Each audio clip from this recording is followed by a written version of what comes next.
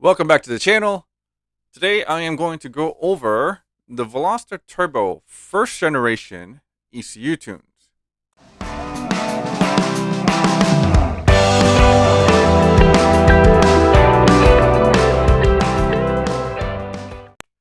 Before we get started, make sure you like and subscribe and hit that notification bell if you haven't done so yet. So, first generation Hyundai Veloster Turbo. So that's like 2013 through 2017 Veloster Turbo. There has been small changes throughout the years, but the ECU tune itself remains relatively similar. That way we can group it into one big category. And I can show you exactly what is required, what kind of results you can expect from it. And depending on the year, how we push certain years a little harder than the other. And if you look at it another way, certain years we don't push as hard as other years because from factory, it does have some factory defects from factory on certain years, especially the earlier ones. So you do have to keep that in mind when you're tuning your car. Okay. With that said, Veloster Turbo, I know if you have been following us for several years now, we've actually built the first ever 500 horsepower Veloster Turbo for Hyundai SEMA show. I believe it was back in 2015, I believe, if I remember correctly. Show you some pictures here. There are some videos related to that on our YouTube channel. If you wanted to check those out, you can also check those out as well. So let's get started. Let's get right to our website, and I will show you the different options. And then after that, I'll show you the dyno results, and we'll wrap up the video there for today. So our website is www.shopbtr.com. If you haven't put this in your favorites yet, please do so because we're going to have a slew of parts for you to modify your first generation Veloster Turbo. So let's get started right away. First thing you want to do, we need to go down to where the Veloster's parts are. So we'll go to by model, Hyundai, and scroll down. This is all in alphabetical order. So Veloster Turbo, we're going to the first generation. This is the second generation in the N, so don't go there. Today we're going to focus on the first generation Veloster Turbo. Okay, let's go in there. As you can see, we do offer a whole bunch of parts for this car. Today, for this video, we're going to focus on the ECU tune portion. There's the ECU tune. We do offer several different types of ECU options for this car. So if you look here, you can have a race chip piggyback system, JB4 piggyback system. We even offer draggy GPS-based performance meter, meaning you can actually measure your 0 to 60 times, your quarter mile times, and things like that using that. Today, we're going to focus on the Alphaspeed Can Tune ECU. If you want to know the difference between the show mode, custom, and the Can Tune, I will link a video up above that actually shows you the differences between the three types of Alphaspeed tunes that they offer. That will be linked on the top right-hand corner of the video right now. Okay, let's get started. Let's get to the Can Tune ECU. As the name suggests, this is a service. Okay, Alphaspeed Can Tune ECU service, meaning you have to send in your ECU to us, and then we provide a service of flashing the ECU with the tune. So we take your OEM data off of your OEM ECU and modify that to make more power, more boost. We advance timing and things like that. The reason this is good versus just supplying a whole new ECU is because we start with an OEM calibration for your vehicle. It's going to work the best instead of supplying you with like a generic file. Because if you actually look into Hyundai's system and look at how many different calibrations they have for your cars, it does get quite mind-boggling. They did end up actually trimming down a lot of them and grouping them into different smaller amount of calibrations as time went on, but there are tons of different types of calibrations out there, so it is best to send in your OEM ECU. That way we can use your calibration and modify that in order for everything to work perfectly in your car. With that said, we're going to first start off by looking over all the options. First thing you need to let us know is if you have a 13 through 15 or a 16 through 17. Now, 13 through 15, especially the 13s, were pretty weak from factory. The biggest reason for 13s being weak was the ECU itself. The programming within the ECU was, I would say, not R&D'd enough from Hyundai, because a lot of these Hyundai Veloster 1.6s, with the turbos, this was the first time they put a turbo on this 1.6 engine, and they ended up failing. They ended up throwing a rod out the block, with LSPI, which is called low speed pre-ignition.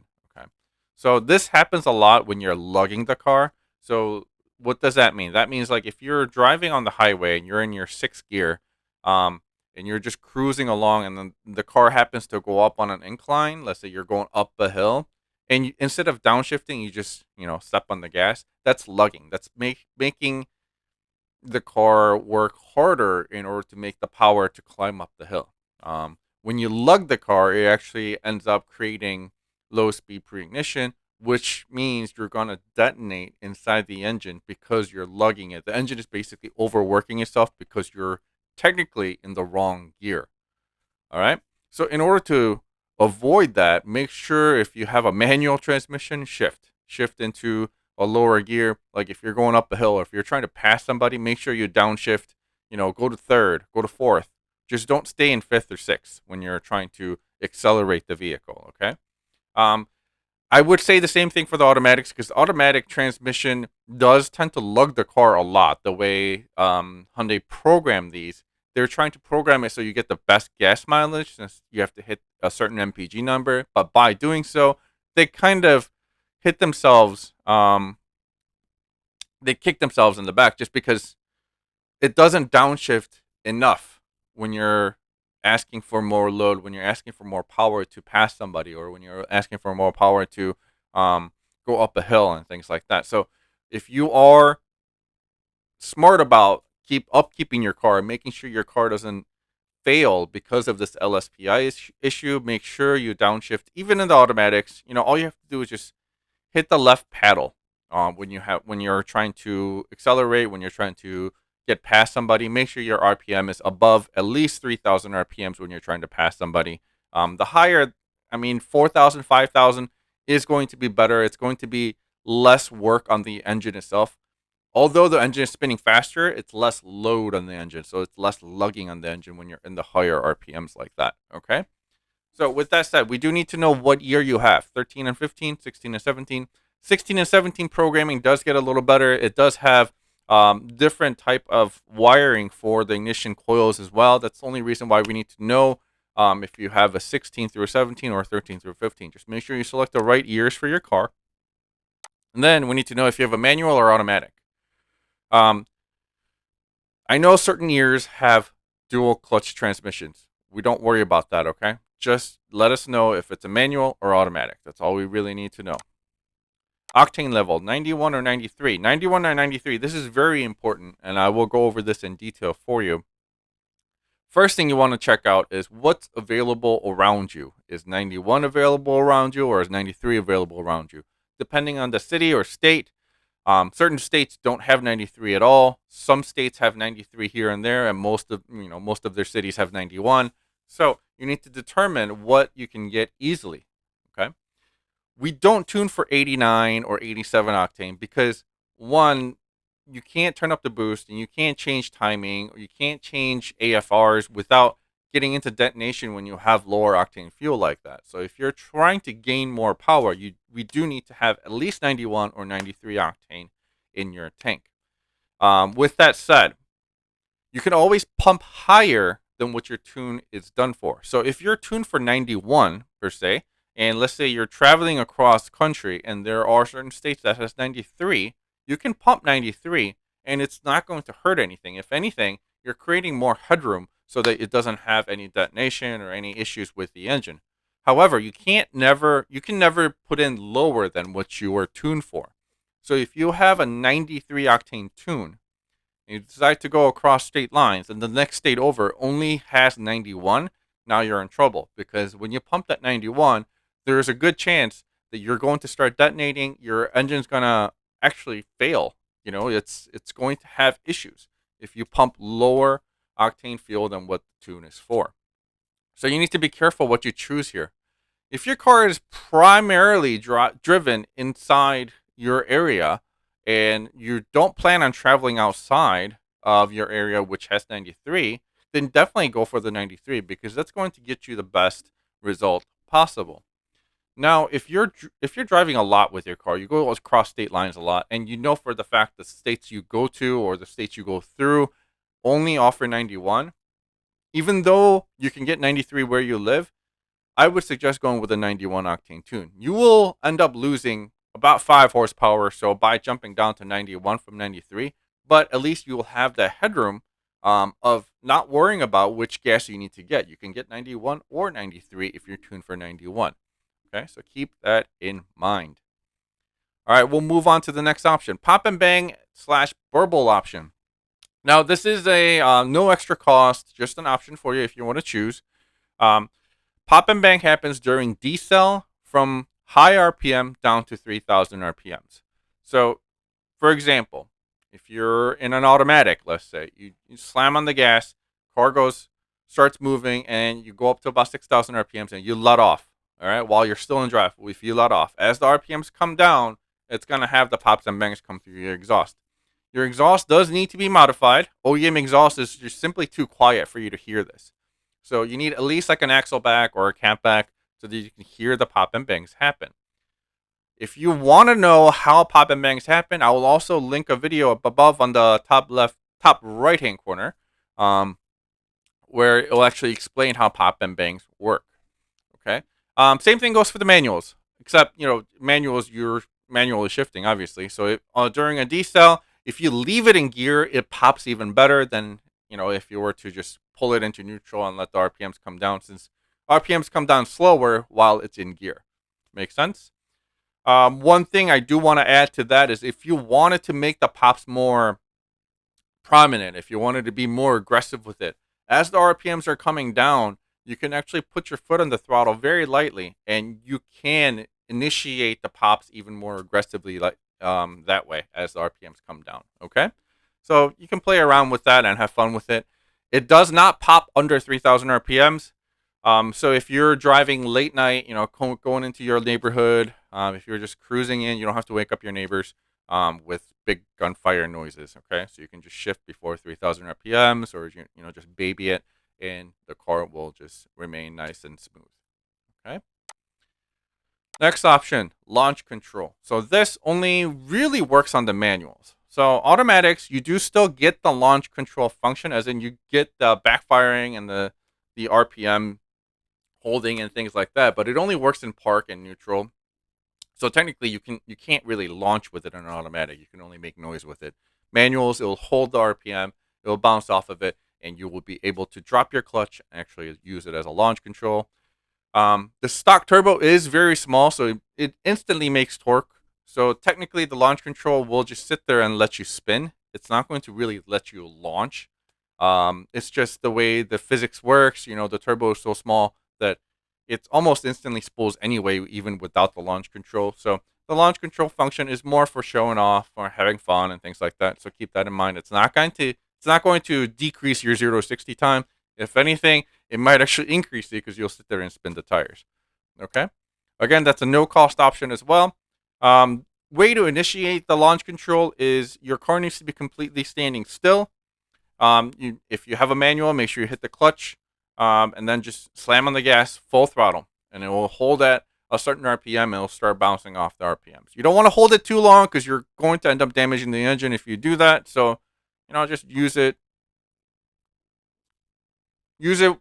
Be smart about it. Just don't be doing that like every light. Don't be doing that in parking lots for like 5 minutes straight. Okay. All right. These two next options are very, very important. These two next options are required to run the tune. First thing is colder spark plugs. You do have to run the HKS M45XL spark plugs. If you click the add option, we'll ship it to you with the ECU tune when the ECU is all done.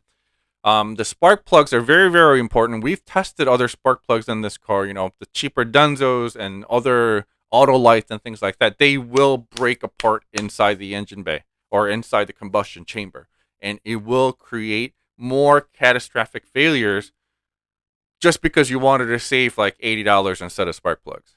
Okay, so make sure you get the HKS spark plugs. NGK also makes racing spark plugs, but it's the same thing really. NGK makes HKS plugs, but tends to be a little bit cheaper than the NGKs, so that's why we stick with HKS spark plugs. Okay, do not go with regular NGK iridiums; those will break apart. Okay, it has to be the racing plugs or the HKS spark plugs. Next thing, fuel line upgrade. This is also required as well. So, OEM fuel line on a Veloster Turbo is little plastic dinky line that goes from the low pressure fuel pump all the way to the high pressure fuel pump. The problem with this fuel line is when you demand more fuel. So when we actually push more boost, we need to add that much more fuel in order to compensate. When you demand more fuel, this fuel line tends to collapse. When the fuel line collapses, your high pressure fuel pump is not getting any fuel, meaning you're going to misfire. You're actually going to end up damaging your engine in the long run if you keep doing this over and over and over again, because you're technically leaning out your engine every time you do this. So this fuel line is definitely a requirement to have. The fuel line is a stainless steel fuel line that runs from the low pressure to high pressure, and it will not collapse on you like the OEM one does. So definitely required. Last option to choose from is a cloned ECU option. Okay, so why do we offer cloning of the ECUs? Originally, we used to offer this because a lot of these cars are under warranty and people want to keep their OEM ECUs from being tuned. But right now, the best reason to keep an OEM ECU untuned and use a cloned ECU option, actually, you know what? Let me go back a little bit. What is cloned ECU option? Cloned ECU is exactly what it says. We take your OEM ECU you send us, we clone it to a whole new ECU. So you end up having two ECUs, and then the second ECU we just cloned gets tuned. So your OEM ECU doesn't get touched. Okay. The reason we do this now, or we recommend that you do this, is especially if you are tuning for 93. Let's say you're tuning for 93 and you decide to go out of state, all you have to do is swap in the stock ECU that you have. You don't have to worry about what gas you put in the car. Okay.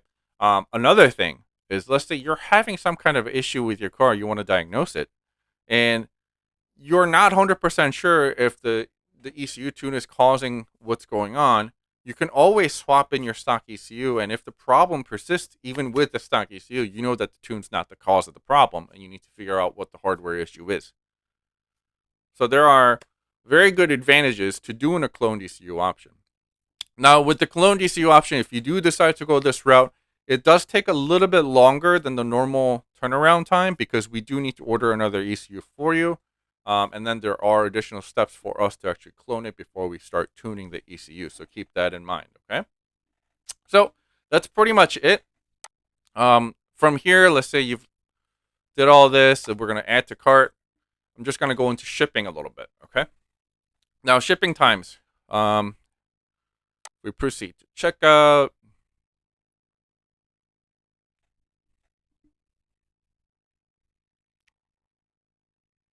We're going to add, your information and things like that. It's going to charge you shipping. Okay, right now there's no shipping because I didn't put any information, but it's going to charge you shipping. What does the shipping actually pay for? So you're responsible for shipping the ECU to us. Okay, so you can use any method you want, USPS, DHL, FedEx, whatever. If you want to overnight it so the turnaround is quicker, you can do that too. Once we receive the ECU, our normal turnaround is 2 to 3 business days. Our business hours are Monday through Friday, 9 a.m. to 5 p.m. Central Standard Time. And as long as we have enough ample time between those days, 2 to 3 business days is normal average of the turnaround. So once we receive the ECU, it takes 2 to 3 business days. And whatever shipping you choose here during checkout is going to be the shipping method that we use to ship back to you. Okay. So if you wanted the ECU back faster, again, you can actually opt to go with like a FedEx overnight shipping or a 2-day shipping, or if you don't really care too much about getting the ECU back too fast, you can always go for the FedEx ground. Okay. So those are the options that you can choose from. Again, shipping wise, shipping it to us, you you use whatever you want. You can choose whatever is easier for you to access, for you to ship it to us. Once it ships here, whatever shipping method you choose on our website is what we use to ship it back to you. All right. So that's pretty much it for everything when it comes to options and how all this works. I will actually continue this video with dyno sheets to show you the type of gains that you can actually expect from this car. So let me pull up those dyno sheets now. All right, so the first graph we're taking a look at is from a Veloster Turbo automatic. This car had full bolt-on, so intake, downpipe, full catback exhaust and everything.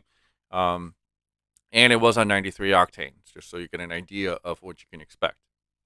Red is with the OEM ECU. Blue is after we've tuned it. So baseline, it did 169 horsepower, 167 torque at the wheels. Just in case you didn't know, dynos usually measure at the wheels, unless you're going to an engine dyno where you pull an engine out of your car, strap it to a dyno machine. If your car is going to be on an actual dyno machine as a whole car that's driving, most of the time it is measuring your wheel horsepower, meaning there's going to be drivetrain loss. So yes, your car may be rated at 205 horsepower at the crank, but through the automatic transmission, it actually puts down 169 wheel horsepower, 167 wheel torque. So that is the number you see with full bolt-on, 93 octane, with stock ECU. This is an average number. Don't take these numbers to heart. So, because depending on your sea level, depending on the condition of your car, these numbers can have some variations to them. So just, if anything, take a look at the amount of power gained in percentage to get an idea of what you can actually expect from your car as well.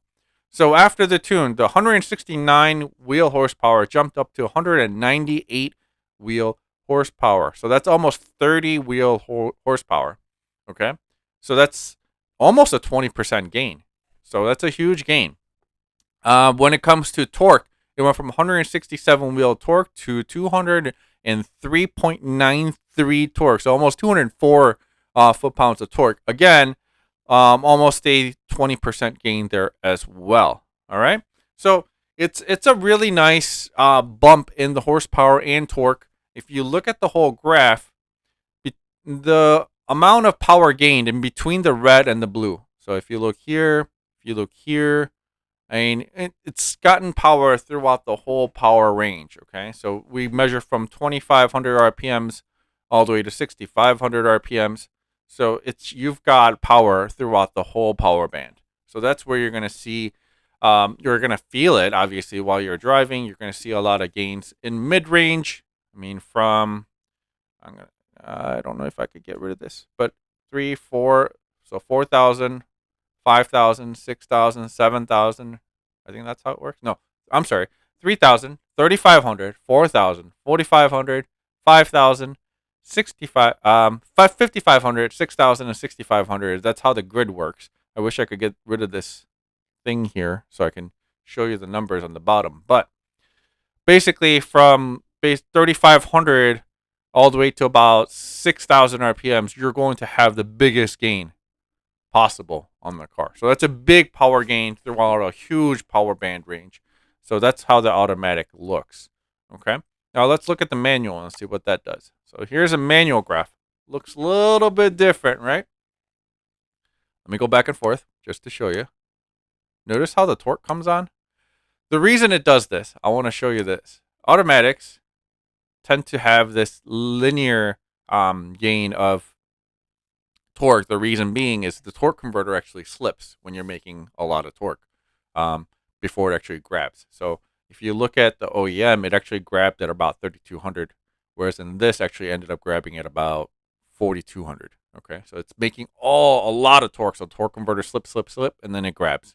So that's why you have this gradual increase in torque, and then it comes down. Whereas in a manual, clutch grabs whenever mechanically possible. That's why you have this huge torque bend up here, and then it almost looks like it's coming down, whereas in this one, almost looks flat. But it's because this, if it was a manual, would be around here for torque graph. It's because the torque converter. That's where the difference is, okay? Now, same thing goes here. So red is stock run, blue is with the tune. This car was also full bolt-ons 93 octane. When it first came through our doors with OEM ECU, it put down 173 wheel horsepower and 201 foot-pounds of torque. It does put down more than the automatic. There are less drivetrain loss for manuals. Again, because the clutch grabs a lot quicker than the torque converters of an automatic, you're going to have a higher torque number. So if you looked here at the automatics, the torque and horsepower number were pretty even, even before or even after the tune. It's because the torque converter, again, slips for your max torque, whereas in the clutch actually grabs. So when the clutch grabs with a manual transmission, you're looking at 201 wheel torque, 173 wheel horse. Those are peak numbers. After the tune, it ended up going up to 226 wheel horsepower, 263 foot-pounds of torque. So if you take a look at that, that's almost a 20% gain on horsepower and almost a 30% gain on torque. It's crazy the amount of power it's getting, okay? And with the manuals, you're able to rev higher. So let me move myself to the left here. If you look, the automatic actually topped out at around 6,500 RPMs. That's when it hit the rev limiter, and then you can see the power fall. With the tune, now you can rev up to 7,200 RPMs and hits the rev limiter. So you actually have a larger power band range. And again, throughout the whole power band, there's a huge gain from beginning to end with the tune. Now, with that said, we do recommend that you do the tune with the bolt-ons on it to see similar gains. If you have just OEM parts on the car, you're not going to get as much gains as you see here because it's not able to flow as much, okay? But with the stock ECU, with the ECU tune, it does work from a car that's completely stock to full bolt-ons. And as you start adding parts to the car, the ECU will self-adjust to the amount of air it's flowing, so you don't have to worry about getting retuned. All right. So even if, let's say, you have just an intake on the car, you put an ECU on it, you decide to start doing a little bit at a time and get your exhaust all done. As you're adding those parts, your amount of power you make is going to gradually increase with that. And you will be safe because the car runs on what they call a target lambda system. So your air-fuel ratios are always targeted to be perfect, to be where it needs to be. All right. So I hope this video helps you out, gives you an idea of what you can expect with the tune and the modifications you can do on your car. Also, keep in mind, earlier in the video, I did talk about lugging and LSPI. So make sure you do not lug your car, meaning don't leave it in high gear when you're trying to pass somebody or go up a hill or things like that. Make sure you downshift and you get your RPMs above 3,000 to 3,500 RPMs so that you're not lugging the engine and creating catastrophic failures while you're driving the car, okay? So have fun. Happy modding. Thanks for watching. Please like and subscribe if you haven't done so yet, and I will see you on the next one. Peace. Yeah.